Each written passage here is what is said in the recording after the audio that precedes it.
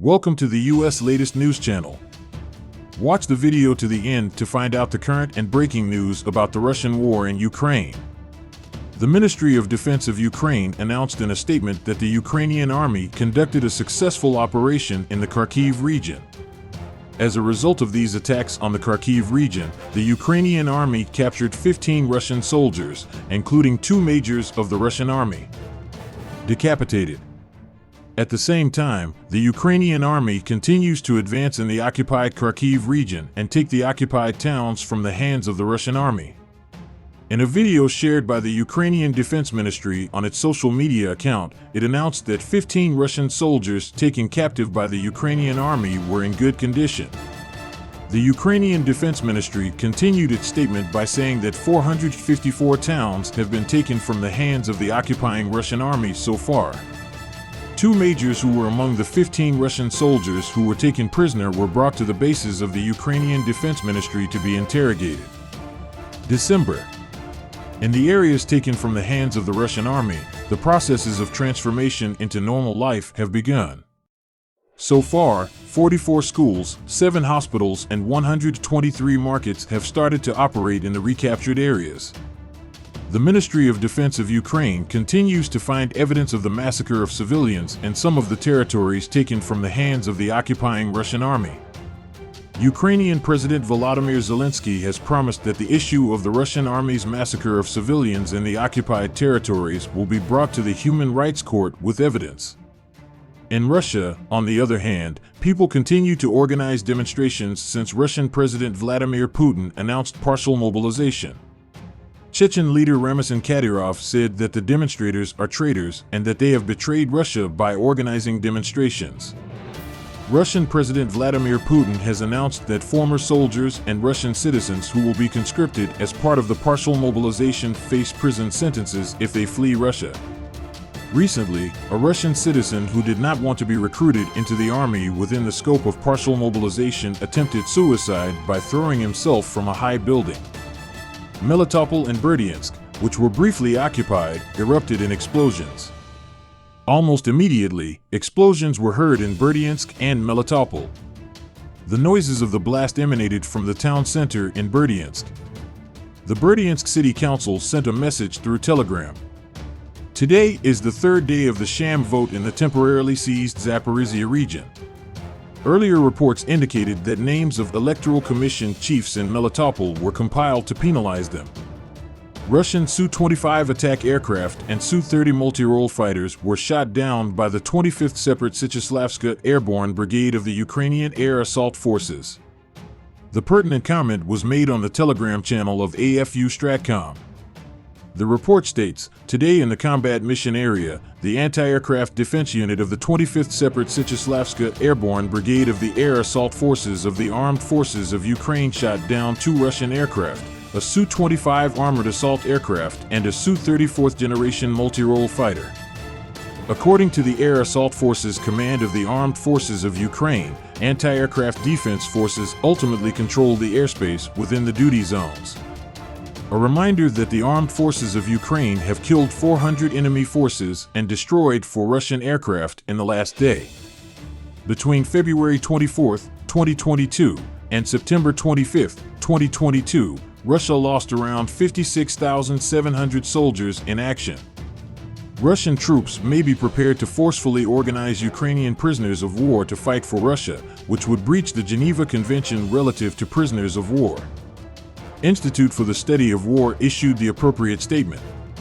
According to the ISW, ongoing reports of military commissars engaging in the disorderly distribution of mobilization summonses show that they are under tremendous pressure to mobilize as rapidly as possible, which is not reflected in Shoigu's pronouncements.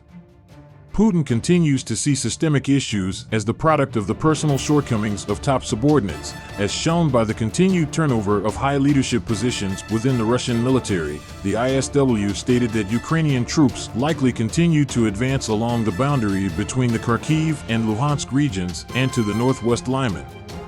On the last day, the Ukrainian armed forces destroyed 57 Russian invaders and 30 pieces of hostile equipment in the direction of the south. Operational Command South reported this on Facebook. The situation in the operative zone of southern Bud remains tight but under control. According to the report, occupying troops continue campaigning and coercive methods as part of organizing sham referendums the Russian military has conducted for airstrikes against Ukrainian positions along the contact line the previous day.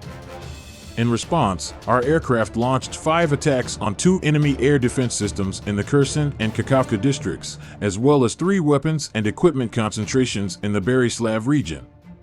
Rocket and artillery units conducted 266 fire missions, including enhancing fire control in the Kakhovka HPP region, where the occupiers are attempting to construct crossings and weakening the enemy army at 3 unit headquarters along the front line. The position of the Russian National Guard in Kherson was attacked, and an enemy unit's office was destroyed in the region of Davidov-Brid, according to the operational leadership. According to reliable data, the enemy has lost 57 soldiers and 30 pieces of equipment, including 2 Mstab howitzers, Vozdika and Akatsiya self-propelled howitzers, 1 Grad MLRS, 2 staff vehicles, and 19 pieces of other armored vehicles. The opponent maintains aerial surveillance and drone assault attempts. 2 Orlan 10 drones were destroyed in the districts of Berislav, Kherson area, and Bashtanka, Mykolaiv region. A Shahid 136 kamikaze drone was shot down in the neighborhood of Mykolaiv. In addition, 3 enemy ammunition caches were destroyed in the districts of Bashtanka, Kherson, and Berislav in Mykolaiv and the community of Bashtanka in the region of Kherson. Russia, on the instructions of Russian President Vladimir Putin, began using unmanned aerial vehicles purchased from Iran on the territory of Ukraine. The Ministry of Defense of Ukraine announced in a statement that on September 27, 2022, Ukrainian air defense systems shot down 6 unmanned aerial vehicles belonging to the Russian army and purchased from Iran. The Ministry of Defense of Ukraine also published a video of the fall and the aftermath of the 6 downed unmanned aerial vehicles in the form of a video. A senior Ukrainian military official said the downed unmanned aerial vehicles were sent to the region by the Russian military to conduct surveillance, reconnaissance, and attacks. The Ministry of Defense of Ukraine also announced that the unmanned aerial vehicles belonging to the Russian army and shot down by Ukrainian air defense systems can carry up to 4 ready-to-launch munitions. The unmanned aerial vehicles, which were taken on the instructions of Russian President Vladimir Putin, were placed as an order at a defense industry fair held in the United States last August. The Russian army then ordered these unmanned aerial vehicles to join the army, and in July, it began training in the use of unmanned aerial vehicles. According to the statement made by the Ukrainian Defense Ministry today, the occupying Russian army conducted airstrikes on the port of Odessa and areas near Odessa with shaded 136 kamikaze unmanned aerial vehicles.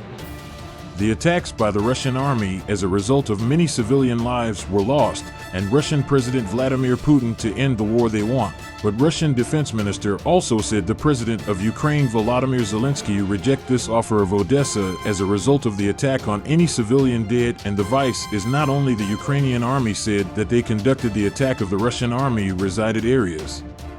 Continue the attacks against Ukraine, while Russian partial mobilization after Russian President Vladimir Putin's partial mobilization and proclaimed under many Russian citizens of Ukraine who are forced to join the army of the Ministry of Defense published according to the description, came to the law enforcement officers in certain regions of Ukraine and surrendered. A media organization known for its closeness to Russian President Vladimir Putin announced that the Russian military is forcing Tatars in the occupied Crimea region to fight against Ukraine on the orders of Russian President Vladimir Putin.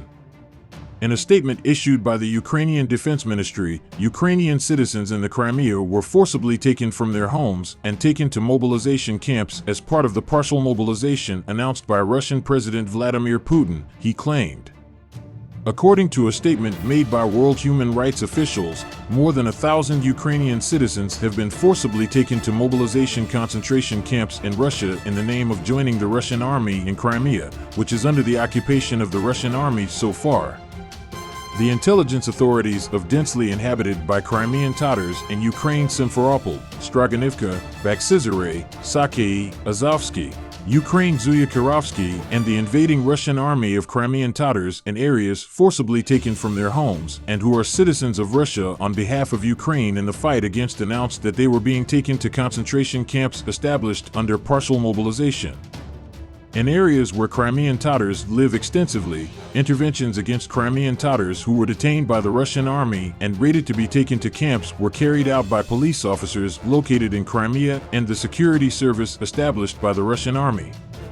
An independent broadcaster with the invading Russian army in the homes of Crimean Tatar men forcibly intervened on behalf of the independent also claimed that his home broke, and recruiting in the Russian army of the Crimean Tatar claimed that they were subjected to torture by the broadcaster.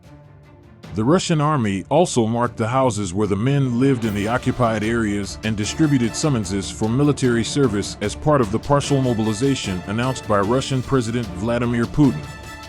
After the Russian army distributed the summons, many men were forcibly put on military buses by the Russian army and taken to camps established as part of the mobilization. European countries have issued condemnations, saying that the forced conscription of Russian President Vladimir Putin in these occupied territories is contrary to human rights and that Vladimir Putin has committed a crime against humanity. As part of the partial mobilization announced by Russian President Vladimir Putin, compulsory military service was valid only for Russian citizens who had previously served in the Russian army for a certain period of time, but Vladimir Putin denied this information before the 300,000 people who will be recruited into the army as part of the partial mobilization were completed. Who do you think will be the winner of the Russian-Ukrainian war?